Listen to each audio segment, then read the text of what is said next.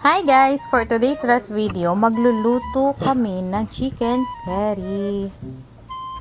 Ito ang mga sangkap: bawang, sibuyas, luya, sili, bell pepper, carrots, potato, curry powder, at gata ng niyog. Una, paandarin muna natin yung kalan, pati yung kawali, tapos maglagay tayo ng mantika. Pagkatapos nyan guys, pag mainit na, ilagay na natin yung bawang at sibuyas, pati na rin luya, pinagsama-sama ko na sila.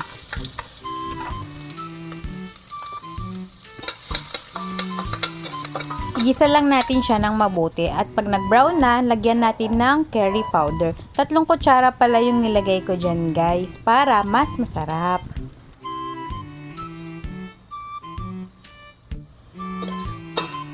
Igisa lang pala natin siya kasama ng mga bawang at sibuyas. Pagkatapos niyan, kapag medyo okay na siya, pwede na natin ilagay yung manok.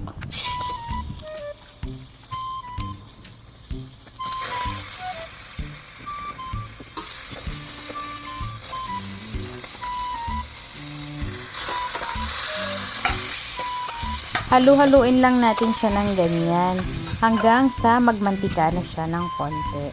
Tapos nilagyan ko pala siya ng patis.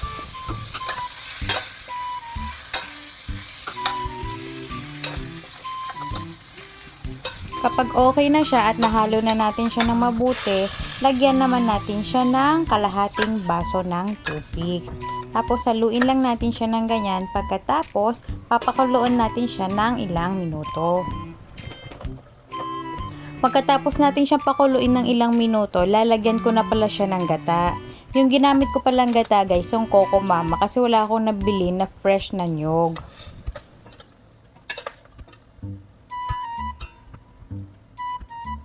Pagkatapos natin siyang ilagay tapos haluin, nilagyan ko pala siya ng 2 pirasong sili para maanghang naman siya ng konti.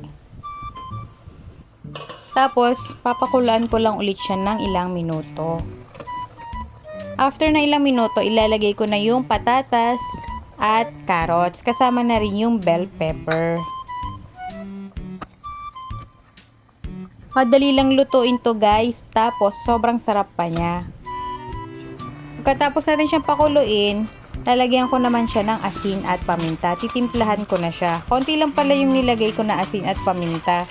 Kasi mabilis lang din tong umalat eh. Kasi malasa na yung curry powder. Comment naman kayo guys kung taga saan kayo para alam ko kung saan nakarating yung video ko.